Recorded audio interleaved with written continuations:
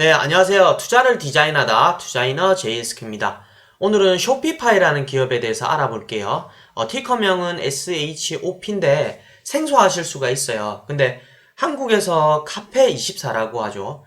카페24라는 기업에 투자하고 계시는 분이라면 이 기업이 익숙할 거예요. 한마디로 이 기업에 대해서 정의를 하자면 전자상거래 플랫폼을 대신해서 만들어주고 관리해주는 기업이거든요. IT 업종에 해당이 되고요. 2020년도 2월 11일자 기준으로 말씀을 드리면요.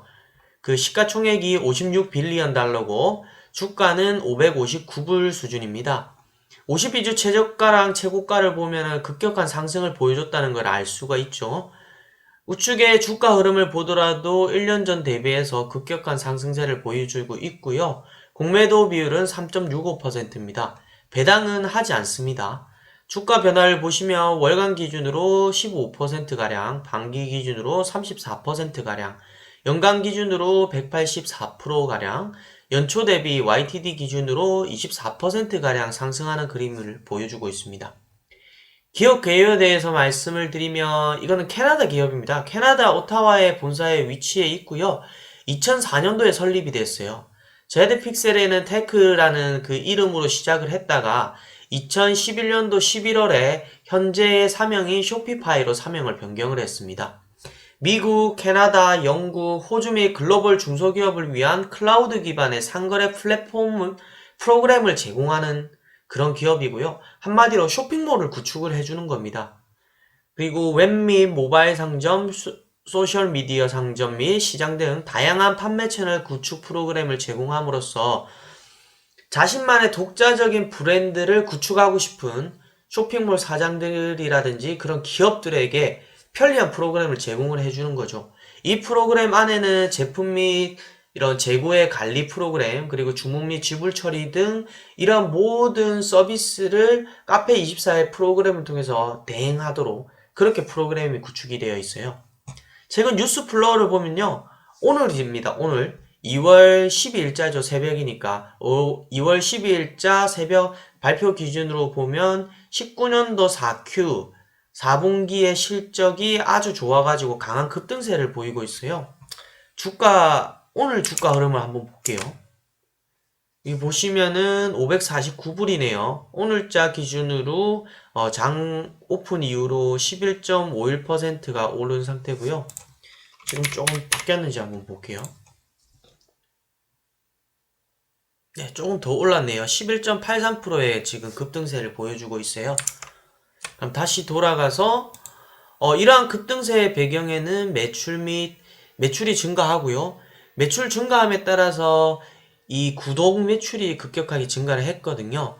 구독 매출이 증가한다는 것은 구독 매출 증가를 위해서 투입되는 비용이 그렇게 크지 않기 때문에 영업 레버리지 효과가 증가를 하면서 이익률도 개선이 되고, 그리고 4Q 기준으로 GMV라고 하죠.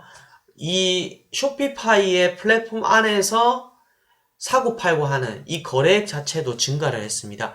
거래액이 증가하면 증가할수록 쇼피파이의 매출은 또 증가하는 추세를 보여주고 있거든요. 그런 상관관계를 가지기 때문에 이러한 지표들이 호조를 띠면서 오늘자 강한 급등세를 연출하는 그런 그림을 보여주고 있어요. 그럼 매출 구성을 볼 건데, 이 매출 구성을 간단하게 요약은 했지만은 오늘 실적 발표를 했기 때문에 그 실적 발표 자료를 한번 살펴보고 그 실적 발표를 간단하게 정리한 다음에 재무 분석으로 넘어가도록 할게요. 네, 그러면 쇼피파이라는 기업이 도대체 무엇을 해주길래 이렇게 4Q 기준으로 급등세를 연출하는지 한번 살펴보도록 할게요. 한마디로 앞서 말씀드렸듯이 쇼핑몰을 구축을 해준다 했잖아요. 그 쇼피파이의 플랫폼 이름은 스노우데빌이라는 원 플랫폼을 이용하고 있어요. 이 플랫폼을 통해서 쇼핑몰을 구축을 해주고요. 이 단순한 자기만의 쇼핑몰 구축에 그치는 게 아니라 자신의 쇼핑몰을 뭐 아마존이라든지 페이스북이라든지 아니면 다른 국가의 전자상거래 플랫폼과 연계를 시켜줘요. 무슨 말씀이신지 알겠죠? 제가 만약에 가게를 차리면 그 가게 홍보를 대신 해준다는 거예요. 여러 가지 국가라든지 다른 플랫폼에.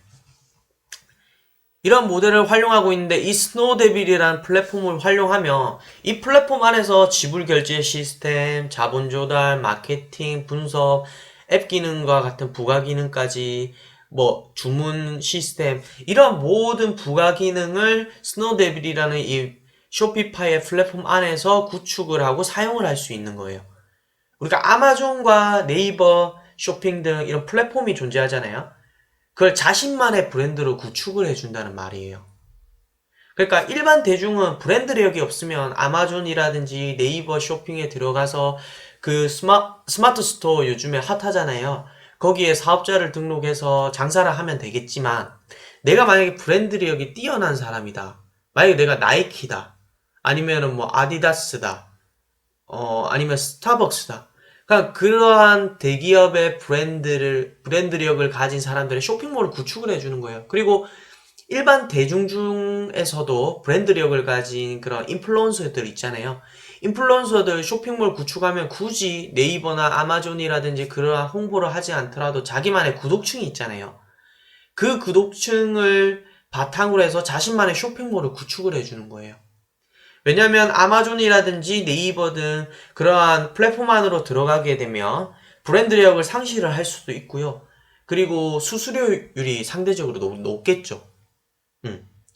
이 쇼피파이의 구독 매출 같은 경우는 일정 금액을 지불하면 그 일정 금액 내에서 모든 걸 관리 감독해 주거든요. 그러니까 매출이 증가하더라도 수수료율이 기하급수적으로 늘어나는 구조는 아니라는 거죠. 뒷부분에 또 설명을 드릴게요.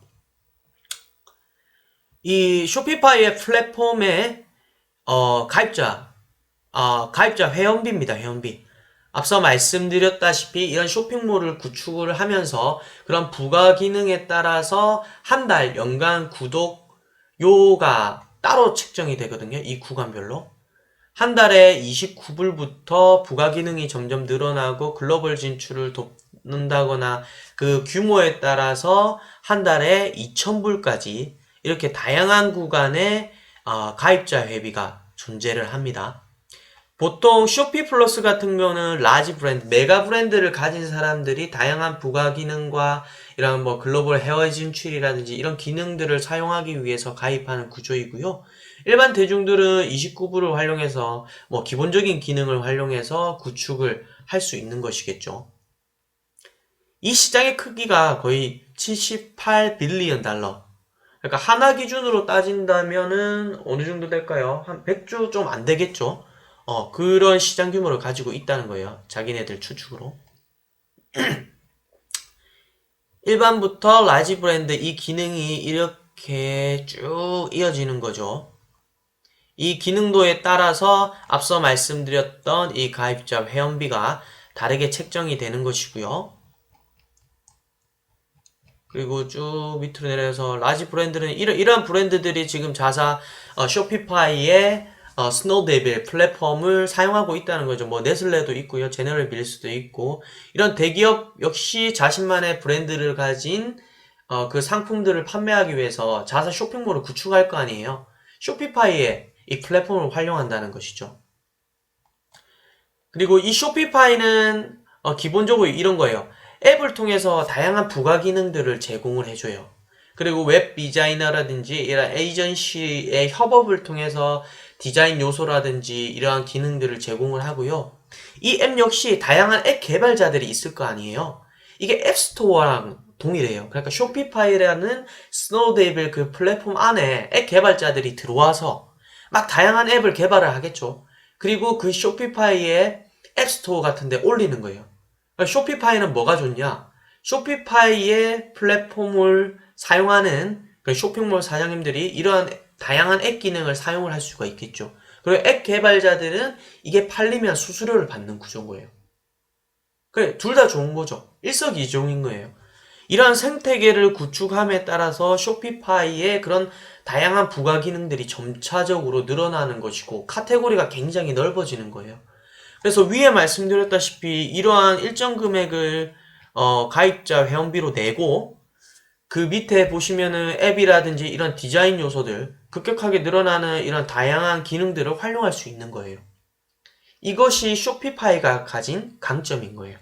여기서 다시 국내 기업인 카페24로 넘어가면요. 이 카페24도 지금 현재 이러한 모델로 지금 시장을 진출하고 시장을 확대하려고 노력하고 있는 상황이에요. 다시 쇼피파이로 돌아갈게요. 그러면 이 기업의 시장 점유율이 얼마 될까요? 무려 5.9%예요. 그러니까 미국 내에서 북미 지역 내에서 아마존이 거의 37%로 독보적이거든요. 근데 2등이 쇼피파이라는 거예요. 여러분 이거 아셨어요? 저도 최근에 알게 되었는데요. 이 쇼피파이라는 기업에 관심을 가지게 되면서 자료를 찾아봤는데 굉장히 점유율이 높더라고요. 통상적으로 뭐 월마트라든지 이베이가 되지 않을까라고 생각했는데 거래 대금 기준으로 본다면 쇼피파이가 2위라는 거예요. 급격하게 성장하는 그림을 보여주고 있습니다. 그리고 오늘자 실적이죠. 4Q 기준, 그러니까 19년도 4Q 기준의 매출 성장세를 보면 47%예요. 이 기업은 주요 지표가 뭐냐면 매출 성장률이에요. 왜냐하면 영업 레버리지 효과가 발생하거든요. 영업 레버리지 효과는 매출이 증가하면 그 증가하는 것만큼 고스란히 순이익 구조로 빠지는 그런 모양새를 가지거든요.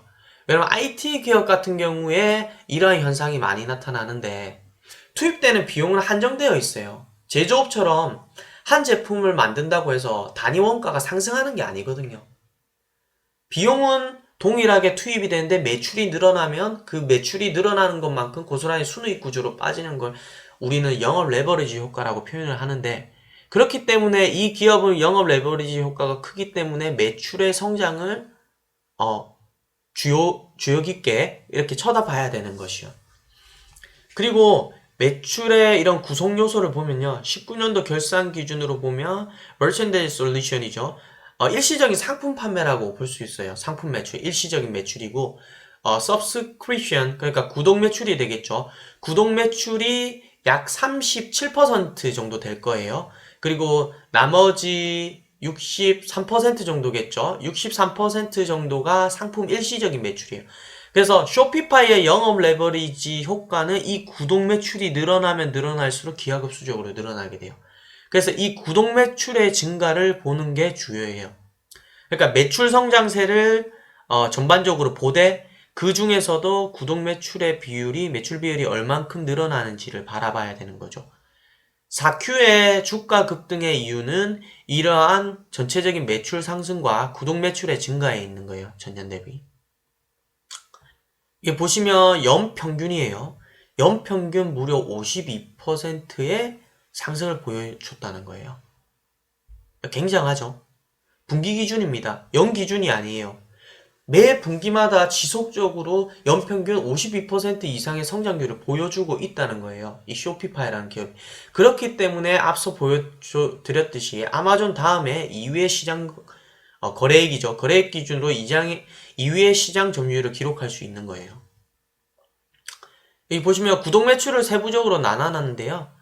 전체적인 구독 매출이 4Q 기준은 37%, 포션이 37%를 포션을 차지를 하는 거죠. 앞서 말씀드렸듯이 상품 매출 비중이 63% 기준이었고요. 구독 매출은 꾸준히 증가하고 있다. 그렇게 보시면 될 것 같아요. 거래대금도 지속적으로 증가를 하죠. 거래대금이 증가할수록 쇼피파이의 매출 구조는 증가할 수밖에 없어요. 이 거래대금이 늘어난다는 것은 이 쇼피파이의 플랫폼 안에서 많은 판매와 그리고 구입이 일어난다는 것이고, 그 과정 속에서 수수료가 책정되면서 이 매출 구조가 점점 늘어나는 구조가 되는 것이죠. 그리고 시장이 커진다는 것은 참여자가 많아진다는 거고, 참여자가 많아지면 거기에 따라서 쇼핑몰을 더 구축하려고 하는 사람들이 많아질 거예요. 비즈니스 모델이 파워풀하다는 얘기고, 앞서 말씀드렸던 영업 레버리지 효과예요. 매출이 증가하면 이 영업 레버리지 효과로 인해서 매출 원가, R&D 비용, 그 다음에 판관비가 지속적으로 이렇게 비율이 낮아지는 거예요. 이 비율이 낮아지면 어떻게 된다? 이익률은 상대적으로 높아진다는 거죠. 다시 돌아가서 그러면 매출 구성에서 앞서 말씀드렸던 걸 그냥 간략하게 요약을 해드릴게요. 주요한 거는 다 말씀을 드렸어요. 뒷부분에 재무 분석도 크게 안 보셔도 돼요. 이것만 집중해서 보시면 되는데, 다시 말씀드리면 구독 매출이 아까 37%였죠. 이거 오탈자인데 구독 매출이 37%고 상품 매출이 63%를 차지를 한다. 다만 눈여겨야 보셔야 될 것은 구독 매출이다. 왜? 이 구독 매출에서 영업 레버리지 효과가 극대화되기 때문이죠. 그리고 GMV, 거래액이 증가하면 증가할수록 매출액이 성장하는 구조를 가지고 있고요. 그렇기 때문에 구독 매출의 증가 추이와 GMV의 증가 추이를 함께 보셔야 돼요. 이 매출액이 성장하면 영업 레버리지 효과가 나타나고 그리고 이익률이 개선이 된다. 제가 바라보는 이커머스 시장은 이런 거예요. 양극화되고 있다라고 생각을 해요. 그러니까 브랜드력이 없는 일반 대중들은 아마존이라든지 구글 쇼퍼라든지 우리나라로 돌아보면 네이버 쇼핑이라든지 그런 대중적인 플랫폼으로 들어가서 판매를 늘리는 거예요. 근데 자기가 굳이 그럴 필요 없이 브랜드력을 가진 사업자라고 하면 앞서 보셨다시피 네슬레라든지 제너럴 밀스라든지 이러한 강력한 브랜드를 가진 기업체라든지 아니면 일반 대중들 중에 인스타그램 팔로워가 많은 인플루언서라든지 그런 사람들은 자신만의 쇼핑몰을 구축을 하면 돼요. 왜? 수수료율이 낮거든요. 매출이 증가할수록. 그렇기 때문에 이러한 사업자들은 쇼피파이와 같은 이런 플랫폼으로 몰 수밖에 없는 구조라는 것이죠.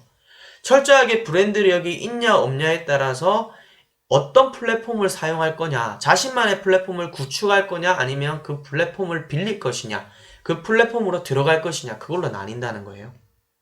그리고 이러한 기업의 주요한 것, 그러니까 쇼피파이의 다양한 기능 중에 파워풀한 건 글로벌 진출을 도와준다는 거예요.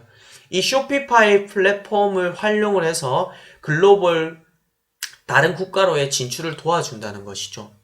그렇기 때문에 자신만의 브랜드를 가진 사업자라면 한 번씩 꿈꿀 만한 해외 진출이라든지 그런 것들에 대한 희망을 가질 수가 있다는 것이죠. 이 부분들은 앞서 다 그 회사 소개에 대해서 말씀을 드릴 때 언급했던 부분이고요. 이것을 머릿속에 새기셔야 됩니다. 쇼피파이를 바라볼 때는 다시 한번 말씀드리지만 구독 매출의 증가 추이, 그 다음에 GMV가 지속적으로 성장하느냐 그걸 보셔야 돼요. 그럼 재무 분석으로 들어갈게요. 매출은 지속적으로 증가하는 추세를 보이고 있습니다. 순이익 구조단은 마이너스 흐름이에요. 지속적으로 투자를 늘림으로 인해서 매출을 극대화시키고 그리고 이익 구조는 점진적으로 개선해 나가려고 지금 노력하고 있는 상황이죠. 뒷부분에 또 말씀을 드릴게요. 매출의 성장률 보세요. 매년 두 자리 성장률을 보이고 있죠. 연평균 아까 50% 이상의 매출 성장액을 보인다고 했잖아요. 지금 쇼피파이한테 중요한 거는 순이익을 개선하는 그런 단계가 아니에요.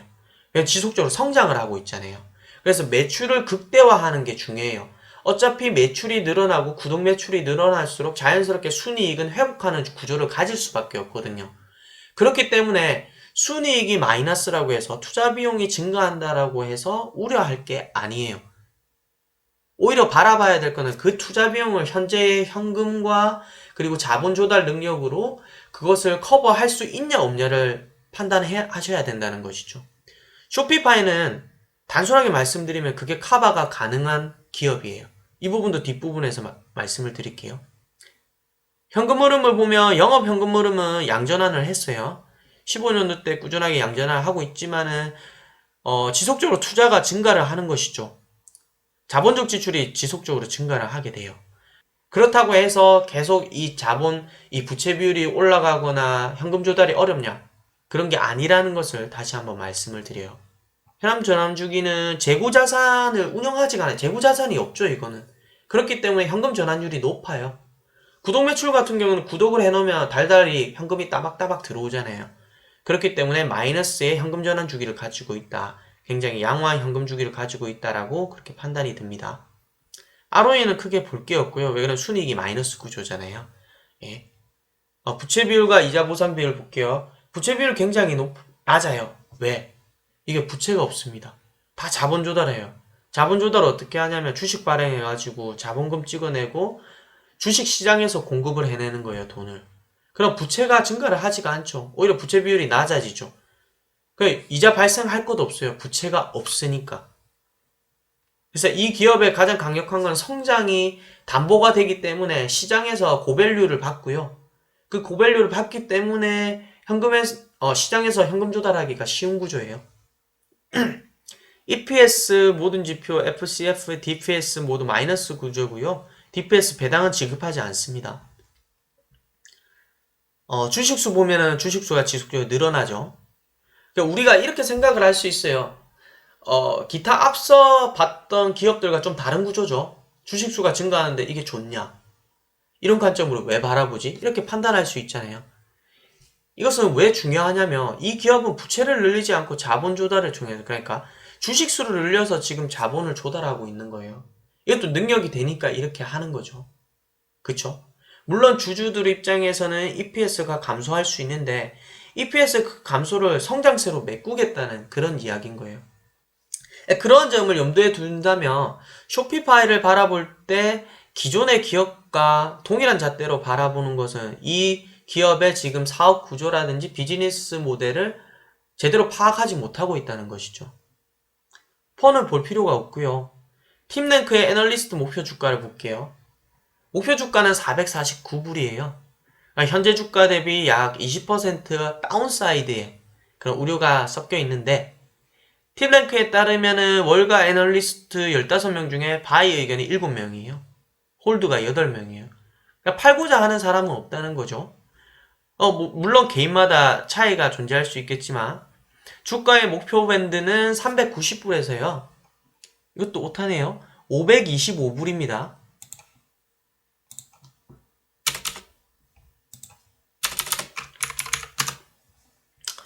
목표 밴드는 525불이에요. 저도 개인적으로 이 기업에 대한 평가를 어떻게 할까라고 고민을 했는데요. 보통 이러한 기업, 성장이 담보된 기업들은 보통 PSR 지표를 많이 보죠.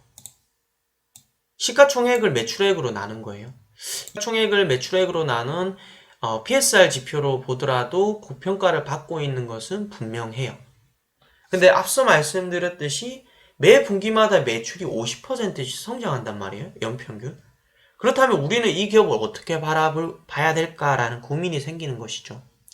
미래의 가치를 충분히 지금 주가에 반영했다라고 생각을 한다면 투자를 하지 않으면 되시는 거고, 만약에 이 기업의 성장성을 믿고 이 매출이 지속적으로 똑같이 50% 증가할 거다라고 판단이 든다면 그 증가하는 그 매출 추이를 보고 순이익률을 계산을 해보고요.